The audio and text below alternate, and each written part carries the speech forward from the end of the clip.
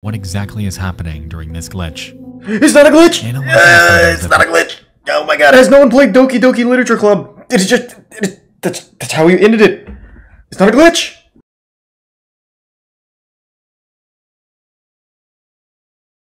I already saw the Redditor that vanished. That's just... Videos like that, though, I'm not like, a huge fan of. No. It's just, it ends with, like, nothing. Like, just reading a couple Reddit posts from a guy and then speculating why he stopped posting. Like, that's not interesting. It's not like a mystery. Just a random guy who was trolling on a Reddit account and then he stops. It's like, oh. Is there anything toss in here? Are we good? One guy said this video is tossing me. 1 sec, I'm just gonna do, like, a quick rudimentary scrub. An obscure online video game. What is it? Oh. Some might consider it an anomaly. A game so far out of ordinary conventions that they're left ripe for urban legends, conspiracies, and rumors.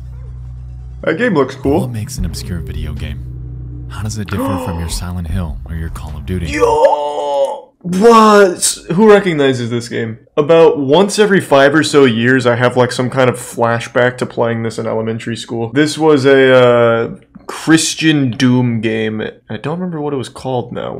No, it's Christian Doom, and I can't remember the name, but they had this on like the computer lab when I was in like elementary, middle school. I used to play it a lot. Literally all of these are wrong. People are just saying like random shit. It's not Kingsfield. Kingsfield was not an FPS game, right? Kingsfield was the platformer, wasn't it? Oh, nope. Holy shit, it's From Software? Oh, maybe the game that was on screen isn't the one I was thinking of then, because the one I'm thinking of, it was the precursor to Dark Souls. That's pretty cool. What the is it then? What's the one I'm thinking of? Well, it definitely wasn't Katechumen. It had like giant purple floating heads, and you fought using a, like a Bible in one hand, and then something in the other. Oh, this is the one. It was one of the first Christian first-person shooter games. Oh, and that was the one that was on screen too. Yeah. I thought so. Because it's got the purple head. I'll never forget that. Thanks, guy. Since the dawn of gaming, the medium of the home video game has had its fair share of outliers. Throughout your day-to-day, you might not see it, but it seems that almost every few years, a game breaks the fourth wall and melts with the realm of obscurity. The thing is, some of these are wrapped up in real-world mystery and seem to break the overarching meta that accompanies gaming entirely. You see, video games are meant to be an escape from reality. Thank you, Tempest, for the 10 gift subs and the resub freedom. Opposite the monotony of our day-to-day lives. Thank you, sub Noah. It's when we get the outliers like Sad Satan that led people to real-life prison sentences, or video games tied to cults like Kanye Quest that are still mostly unsolved, when we obtain this special blend of two vastly differing mediums that real. The Deep Web and Sad Satan. June 15, 2015, Deep Web horror game built by Terror Engine premiered on YouTube gaming channel. Obscure Horror Corner, infamous game whose origin remains a mystery until today, is called Sad Satan, greeting players upon launching his title screen with the words game title written at the top, while a revised version of the Chinese children's songs I Love Beijing Tiananmen plays in the background. Why did they go to jail? Oh, Sad Satan had CP in it. Gotcha. Gaming. And a damn good mystery. Okay. A gaming mystery, if you will. Oh, I'm out of tissue. Mysteries in online video games.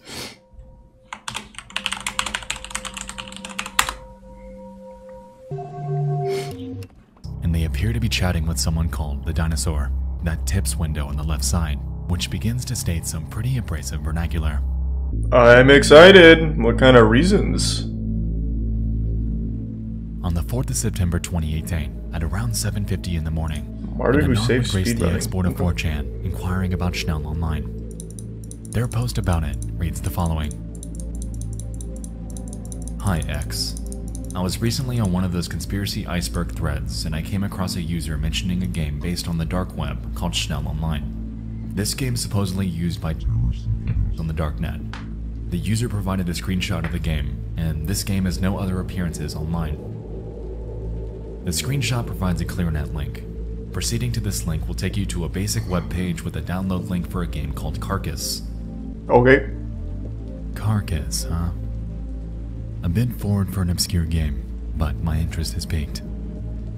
Heading to the link in the reference screenshot brings us to the profile of an Nobody calls me a loser. I'll download this shit right now. Interesting, considering that the Schnell player's name was Ulven. If we take a look around, we can notice that the carcass page is strangely devoid of any details or graphics. Like, for instance, in these tags. 2D, black, kill, murder. What the? Oh my god. That actually looks quite a bit like If we head Schnell. back to 4chan, we can observe that another user mentioned a Reddit thread that was posted in 2016. It references an obscurity chart that supposedly has some unfindable games. And in that list, we can see 6 of them, with just 2 that have seemingly never been found. Classic Game and Schnell Online. Interestingly, a Redditor named Tyler Dirt had commented on this thread linking to 2 gameplay videos that were from this list. That of a 14 Here's tier 1 Jake. and twice-fold ampersands. Resubscribe. So it just seems like they made a shitty game. Wow, I take it back. Look at that. Can you speedrun this? Oh, wow. Alright, I'm not gonna lie to you. I have no idea what the hell's even going on here. That looks boring. Curiously, these videos were both uploaded by a YouTuber named Saint, and after checking his other videos out, they appear to have a knack for playing old, obscure point-and-click video games. And that's what most of their video library Here's a consists prime of. gunner. Games that are bizarre, eerie, and surreal. Heading to Maybe their some YouTube fire. About section reveals their social links, and clicking on their Twitter profile reveals, lo and behold, the real identity of Saint. Ulven W. So what does this tell us? Well, not much, besides the possibility that they most likely created these games. Considering their itch.io page, Very talented it's safe developer. to assume that they're a developer and have quite the catalog. Curiously too, if we take his full name and paste it into a Google search, we're able to find a 2016 upload of that same Schnell gameplay, unlisted on the Saint channel. Their description claims that it was slated to release early 2017. However, as that date came and went, Saint had been radio silent about it. It appeared that they moved on from it entirely, continuing their upload schedule as if the concept of Schnell had never What was the... Like what? existed. What was the idea of it? Now, Schnell's been on my radar for the better part of a year or two. Whoa, Barring the why? 4chan rumors about it, the game's highly intriguing by itself. It looks creepy as hell, and I really wanted to get to the bottom of this to find out if it actually exists. With that being said, I decided to track down and contact Saint to see if he had any input. I wasn't expecting a response, but it was worth a shot. My questions to him were as follows. 1. Was Schnell ever released? And if so, is it still up? And 2. It seems that twice-fold ampersands is enveloped in vagueness. Is this somehow connected to Schnell? And surprisingly, about an hour later, I'm sure the guy I would love received to the be following interviewed about response. it. Schnell Online was conceptualized in 2014 following a conversation with an individual who I shall refrain from naming. I'll name them. It We was were Dinosaur, originally going right? to call it Lemuria. It was depopulated on January 30th of 2017. Not much is known about the community, even to myself. I was never in contact with much of the regulars, and most of them left without saying anything. If you want to know more, you would have to talk to Q. They were often seen on Traveler, another 3D chat program. Schnell was a homage to those, but they left Traveler sometime in 2015. Here's a prime I'm girly. not sure what they're doing now. Here's some old footage Here's of the Lost Lemuria Stag. in development. It changed a lot afterwards, but I'm hesitant to show any footage of it now, especially since I'd have to put the servers back up and everything. Interesting.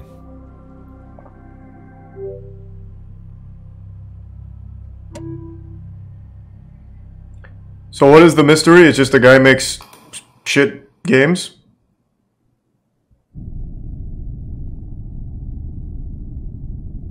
Like, we already know who makes it, and they're shitty. Now what?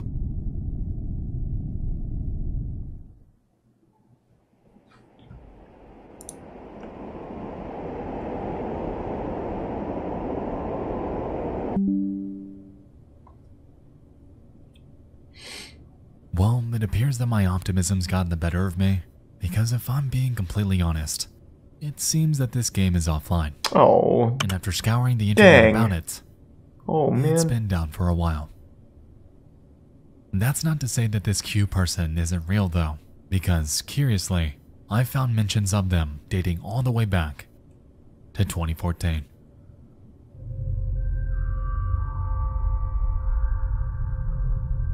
In December of that year, a Redditor named Boxcar Jakey managed to find Q by complete accident. They were reportedly the only other player on Traveler back then, and Jakey found it strange that they were just lurking there, alone. It seemed almost like that Vine Sauce Active Worlds creepypasta that happened a few years ago. I don't know But that. this one was real. What the fuck is that? This video documents their interaction, and in the description, Jakey provides a bit more context. I was on Digital Space Traveler exploring when a person by the name of Q greeted me with his or her microphone saying automated static numbers. I managed to get some info out of this person, but it seems like this person would never tell me why or what they're doing on a game where no one goes on anymore. Following this is a transcript of their conversation, in which they discuss the Traveler game itself, along with other MMOs like Active Worlds and Worlds.com. So There honestly wasn't much to it. lonely but guy, I at the guess. End of the day, this does drive home the point that this Q person that Saint's referencing is a real person and is still somewhere out there in this vast abyss we call the internet. To find him, though, that's a whole different story. Why do we want to? Conveniently, every lead, every Tumblr page, YouTube video, and channel that he was involved with is now dead. And scouring internet archives in hopes of finding any sort of trace as to where they went is nothing short of hopeless. Thanks, you said breast Who milk. knows, though? Perhaps they might see this and come forth with more information. That, of course, would be a long shot in the best case scenario, but considering our other dead ends, that's a chance I'm willing to bank on. What do we want to talk to him about? In conclusion, Schnell Online has proven to enthrall a small part of the internet, and unless the elusive Q ever comes forth with more context, it appears that this eerie game will remain exactly where it's always been. An unfinished concept with obscure nostalgic visuals, all topped off with creepy rumors that'll forever cement its place as one of the more intriguing internet urban legends that I have ever encountered. But what am I missing? What was so interesting about it? 4chan made a post saying terrorists use it, and then you talked to the guy who made it and said, yeah, some dude named Q plays it. It's just a shitty game from a guy who makes weird shitty games. 4chan made up a creepypasta about. It's the exact same thing with the Cult in a Dead MMO or whatever, where it's just a group of people that still just play an MMO, and they have a weird avatar. I guess the mystery is being able to find Q, but it's just a guy who doesn't have any social media. Let's see what the next one is. The game is a sequel, so it picks up on a story that we aren't exactly acquainted with. To summarize though, the series has to do with, well, hauntings that cause the game's characters' lives to change for the worse. Named the Yumizu Occult Research Institute. This is definitely an RPG Maker Allegedly, game, huh? The researchers that worked here had disappeared, but at the time we begin the game, our main character doesn't know that. However, instead of being greeted by the staff of this facility, she encounters a bleak emptiness that sends her life spiraling into a void of despair. Thanks, Resub Turtle. What happened to everyone?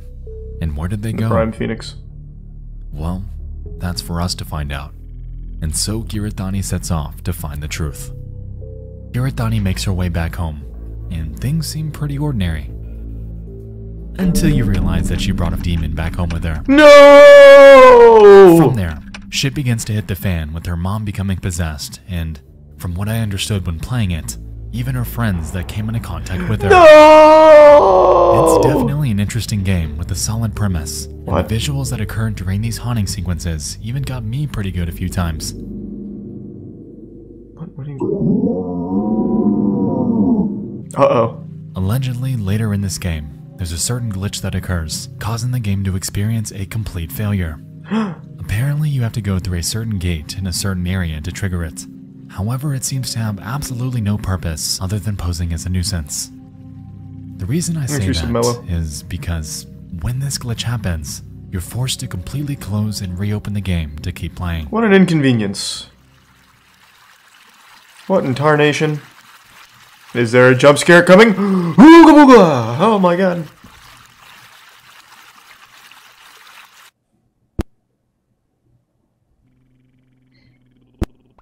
I think the prime cipher. Whoa! I will say that there are tons of Let's Plays out there about Yuta Onna Tatari 2, and most of them seem to run into this exact same error. I wanted to see this for myself though, and yeah.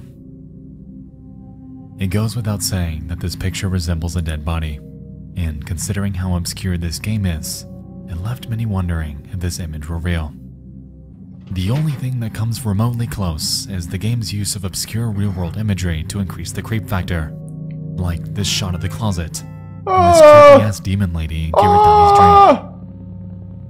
This one though, this random corpse-looking image is the only one of its kind, and starkly stands out among the others due to its bizarre revelation. So what is the mystery? Why is that there? It's just a shit horror game. As the What do Let's you Plays mean? began to pile up on YouTube, What? so too did online discussion about this game. One of the earliest instances that gained a bit of traction came from a Redditor named You're Not Real on the r/creepygaming subreddit. Attached is an Imager link, and upon heading there, we're able to gain a bit more insight with their experience. I can't seem to progress any further in the game due to this message. Almost seems like an error report. Oh my god. Screen goes black and flashes a white screen 4 times. This image appears. Jarring noise plays non-stop. The game stays like this until I click quit. I don't think this is how the game's supposed to end. It is! It is! I can promise you! The comment section, understandably. It's just a shitty horror game, man. Now, considering the other games we've covered, like Hong Kong 97, it's apparent that real corpses baked within video games are not exactly out of the realm of possibility. Considering the fact that, in Yuta Onna Tatari, you're allegedly supposed to walk through each of these torii in order to trigger it, which I personally think is a relatively specific set of actions. What do you mean I take the fun out of everything? It's not a mystery, it's a shitty horror game! I agree with the general sentiment that this image is eerie. And considering that Kiritani's mother does become There's not like a mystery to it. It's I just hope that it's just a bad image isn't horror hinting game. at what's to come by utilizing a real corpse. So let's back up. If we're gonna get any answers about the context of this image, we need to figure out what exactly is happening during this glitch. It's not a glitch! It's not a glitch! Oh my god, has no one played Doki Doki Literature Club? It's just... That's how we ended it. It's not a glitch! God damn it! And in response, a Redditor named It's Rain Time was able to give a translation. Reading.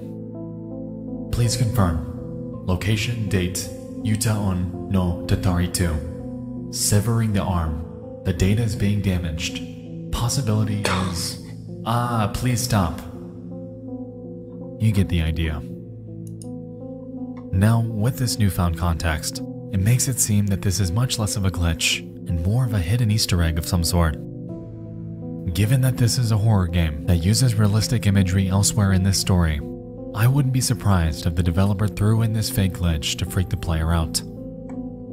But even pretty with normal. this presumption under our belt, that still doesn't answer our questions about the photo. My opinion hasn't exactly changed on it, and reverse searching that image brings up a whole bunch of nothing. Who knows? Perhaps Paya dug this up and threw it in the game, not expecting anyone to find it. Maybe they were going to take it out of the game, but just left it. No matter what the reason or motive behind why it's in there though, the image that occurs during this glitch is haunting, and I really, really hope that it isn't what I think it is. It isn't. I'll tell you right now, it isn't. I'll be the one to hit you with the good news. It's not. It's a bad horror game. I've played a million of those games on Steam. That's not even a unique one. It's just a shit horror game. It's not a mystery! Fuck! Give me like an actual, like, story that it's you know, it's like anything.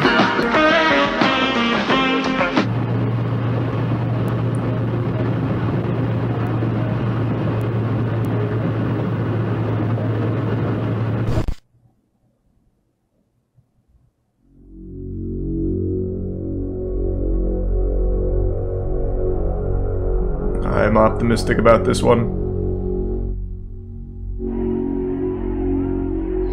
There's a prime chip.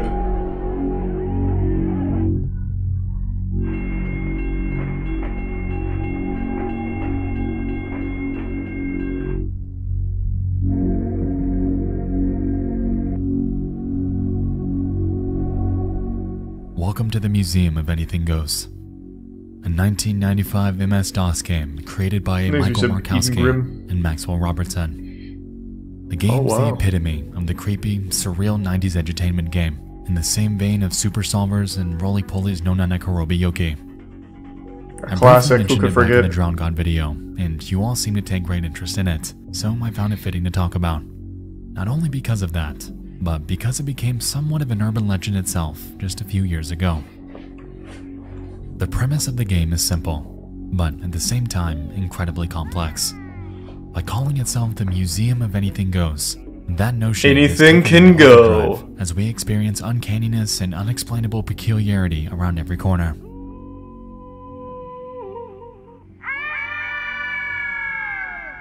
This game looks lit. The basic premise involves the idea that you're dropped off in front of a strange museum and are given no context or storyline as to why.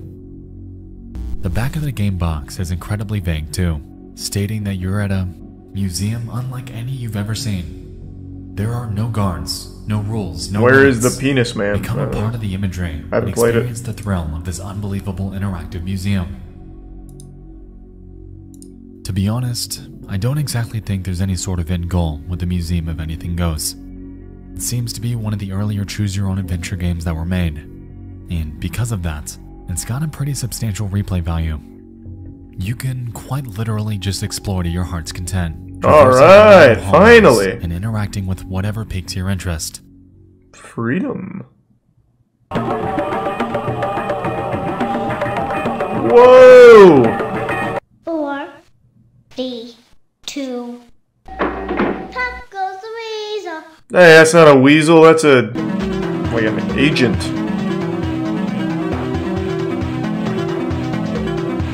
This game looks amazing. You know, there's something special about this game. I feel like it's all unintentional. Everything is rigid, out of place, and painstakingly dead. Sure, there are people in these rooms, but I have strangely never felt more alone. I can't really explain it, and I think that's what makes this game so unintentionally haunting. It's a product of the 90s, and it damn sure shows. But while I could talk about this game all day, we're actually here for something specific. Alright, what? An eerie little mystery that was birthed from someone that you just might have heard of. T-Pain. Did he make the game? The Museum of Anything Goes. Oh, Vinny!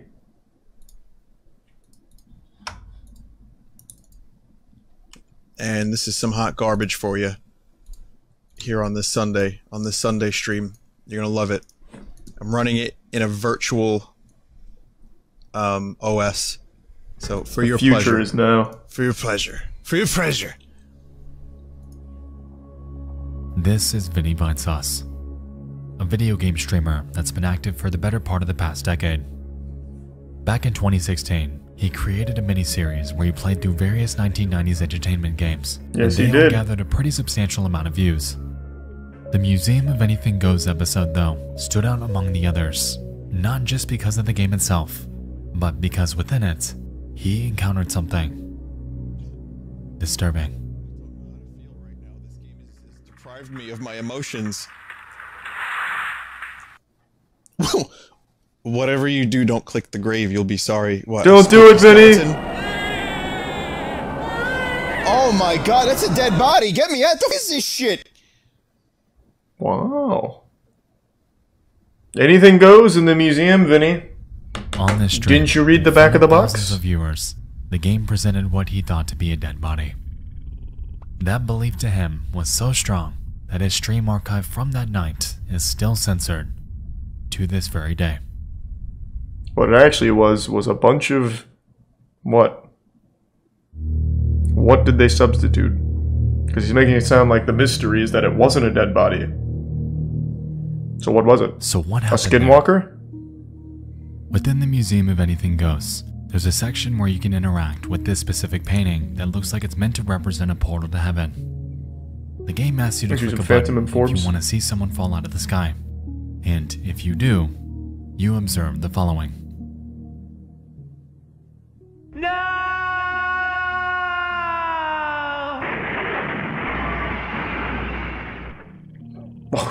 The game then guilts you. Well then. Now look what you've done. You must now attend his funeral.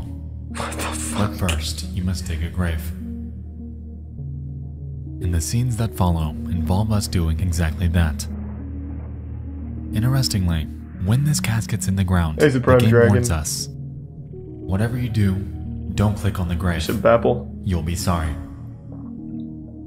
Now, I don't know about you, but to me, it seems to be setting up the idea that within this coffin is a human being. The one we had fall out of the sky. With this notion in mind, I don't fault anyone for believing that the next scene is indeed a dead body. But it's not. What is it?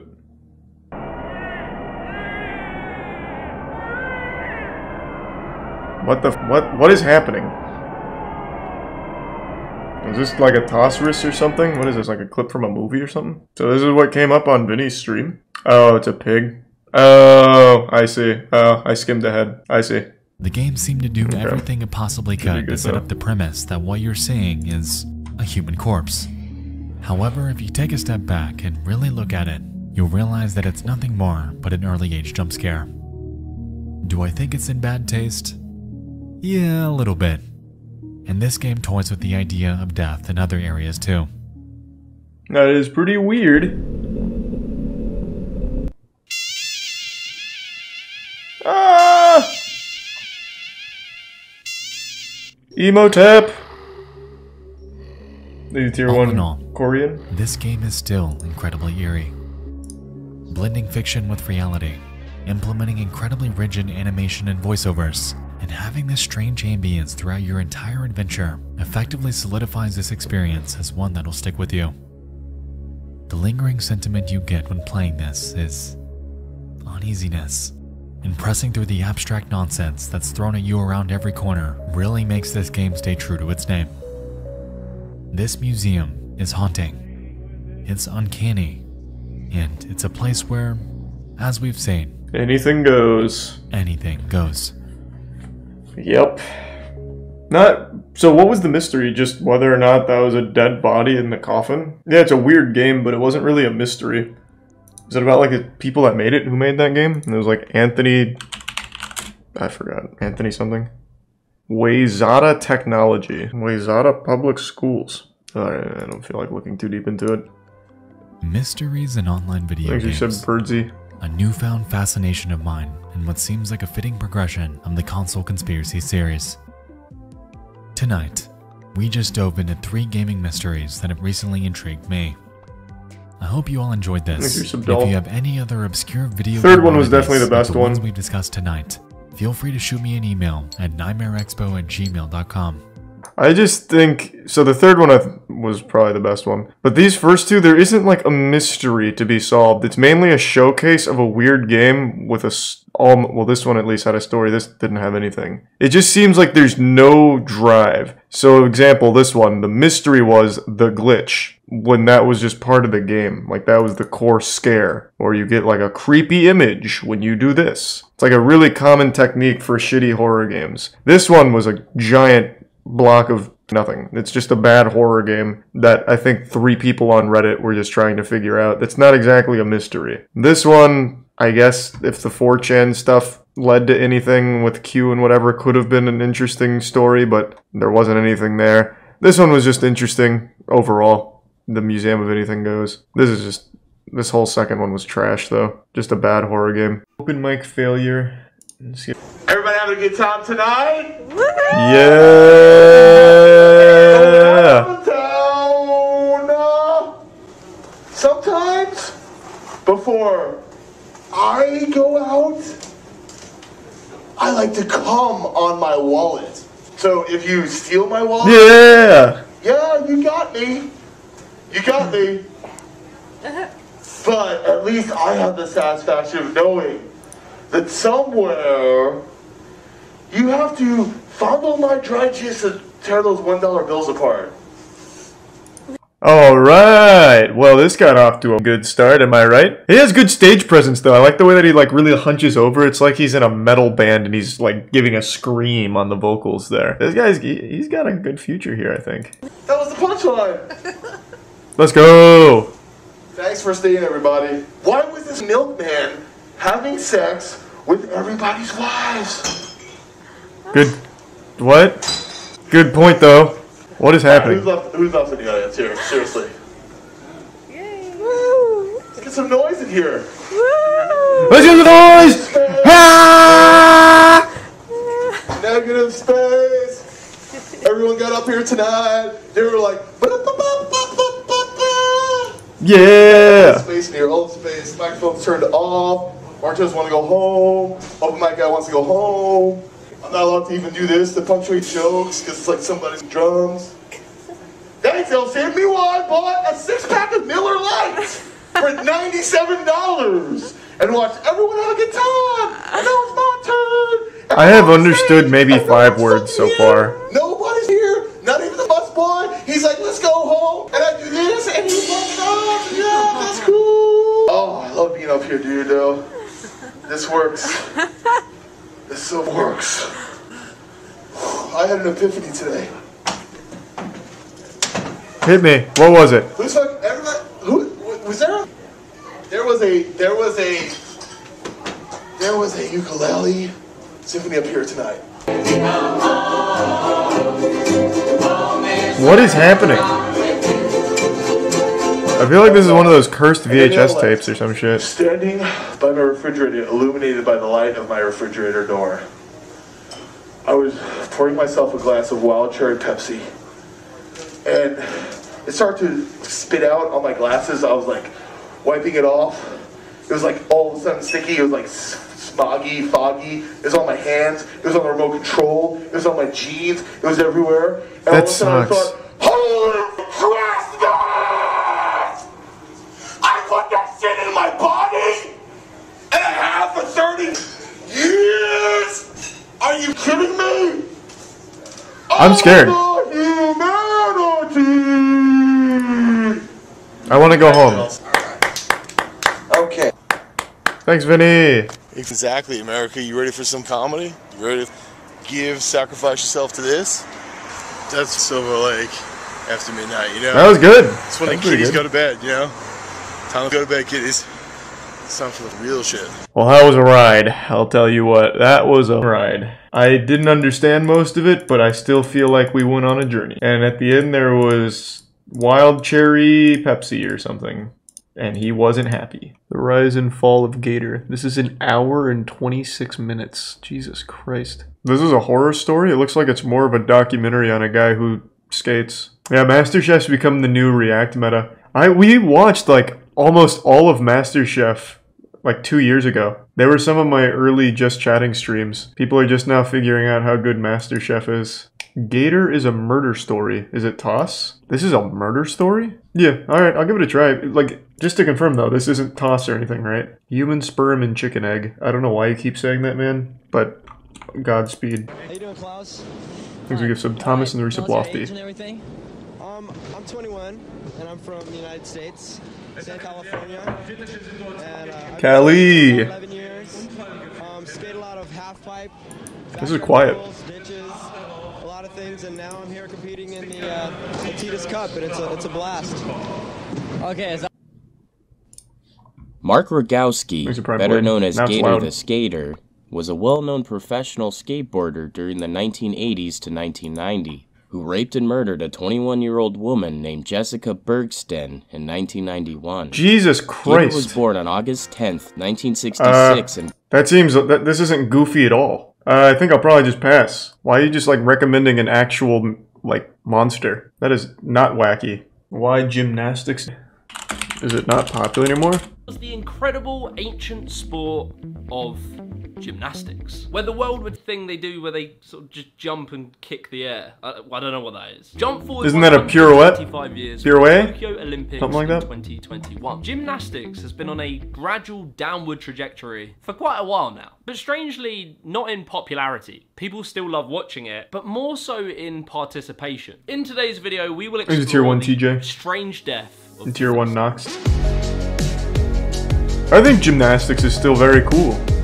On the 9th of April 2020, however, there is a small part of me that sort of feels sad for the sport, the pioneers of throwing your body into weird shapes, hucking it, and just hoping you'd land on your feet. The NCAA men's gymnastics had more than 210 programs. Today, just 15 remain. This drop from the original 210 programs they've down optimized. to 15 works out as a 92% drop in 51 years. For some reason, young lads don't want to dress up in a leotard, point their hands and do backflips anymore. But why is that? You give This is Jack an doing important question, gymnastics and there are though. a few You get theories. yoked. This question I don't know if I'm super interested in the topic, but I didn't think gymnastics wasn't popular anymore. I feel like people still talk about and participate in gymnastics, but I could be wrong. When gymnastics goes wrong, well, you just want to see some injuries. You need help. Look up, eating the wrong dish cost him 18 years of his life. What? Oh, it's this guy. Yeah, I remember this guy. This is the guy who pretended to be a prince on social media and shit. Like he was flaunting wealth that he didn't have, and then he posted a picture with food or something. What was the story? He posted a picture with like some food, and they're like, you can't eat that. You literally wouldn't be allowed to eat that food. Thus, all of the lies fell apart. Yeah, we watched the whole story on this guy. This is a new video on it, but we did watch the whole story on it. How scream artists create perfect screams for movies? That sounds interesting. A scream artist?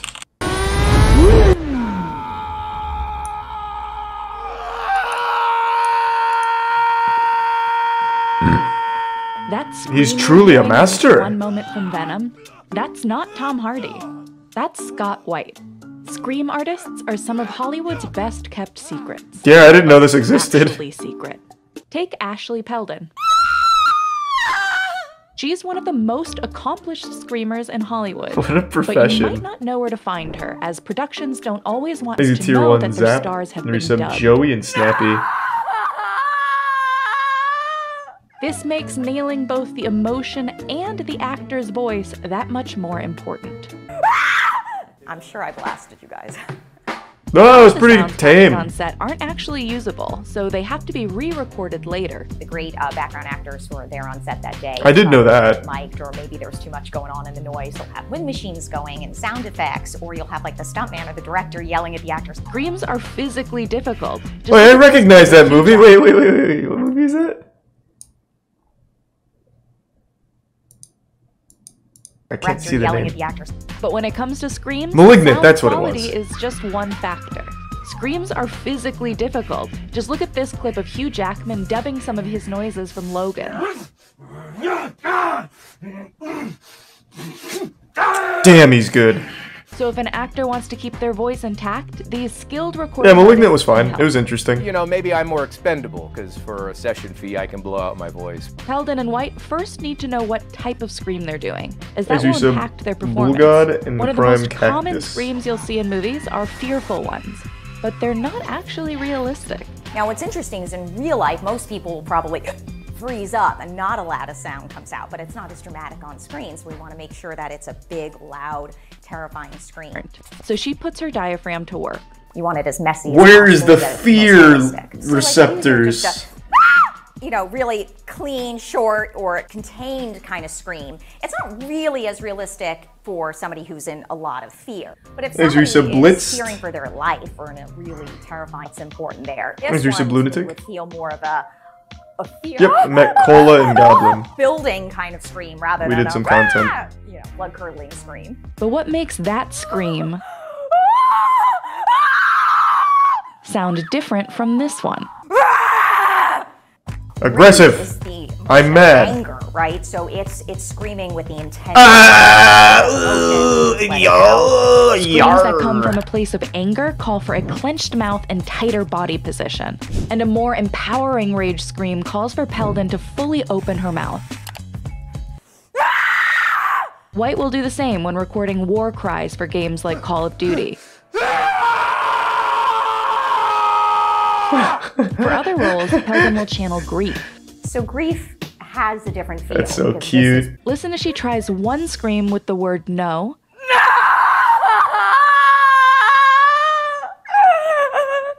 And one with I'm not buying it.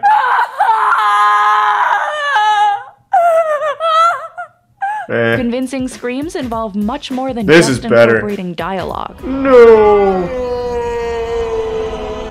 That's better. Listen to all the echoing from the video game Days Gone. Rough game.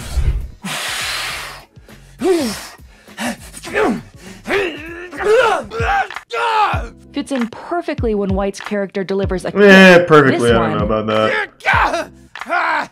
Matches when he swings a machete. For example, in Incredibles 2, White had to create the scream for a pilot who's thrown out of a helicopter. The fear of being. Why not just have the voice actor do it? Which then turns doesn't have to be great. Just like I shouldn't have been kicked out of that plane, you know, or whatever. So it couldn't just be a fierce and then you hit the water. It had to have a little two-part act. And once you hit water, you're not going to hear any more of the You don't more hear the expensive, just, I guess. Cut 2. This is so adorable. Breathe. Just get the Dragon Ball Z voice actors. Be better. 3-minute scene in, and I'm already sweating bullets. After that breather, White looked for specifics. We're really trying to hone in on the actual scream itself and analyze. I don't know how you become a Like when an scream explosion actor. goes off behind Yell. I hope someone hears you. Mouth and his teeth are showing. Recruit And so you. you have to yell through your teeth to match that performance. Then, when Hardy flies off his motorcycle, White had to sustain a scream for nearly 10 seconds without losing the imitation of Hardy's voice. Easy.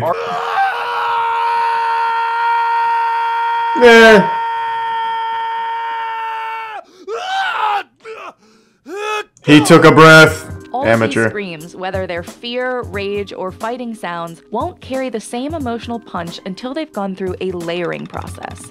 Those layers can include the Oh, they have to layer. vocals Wait, they have to mixed do it with the dub themselves? vocals and digital sounds. Layering is Don't they have an especially audio helpful for engineer on non-human set? voices, I like would when think. White performed the otherworldly screams of the demon from The Conjuring, The Devil Made Me Oh Do It. god, that movie sucked. Here's a demonstration of how a sound mixer might take White's raw screams and add effects to make them more powerful.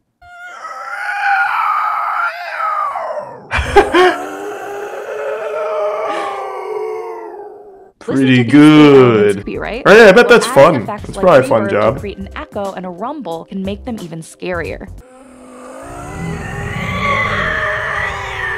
So what makes one of Peldon's real screams sound better than this one? I think what makes the difference between what sounds kind of like a generic scream that they could just get from their library of screams. Well, they do, versus like the one that Wilhelm really fits scream the and shit. scene, is matching what we're seeing. pretty bad. The actor, the energy, the emotion. My scream isn't just noise, it's an acting burst. 6 screams, 2 seconds each. Go. Give us options. And you're like, Makes me so asbestos. That's a position I never knew existed, nor will I remember it exists next time I play or watch a movie. But it's not surprising.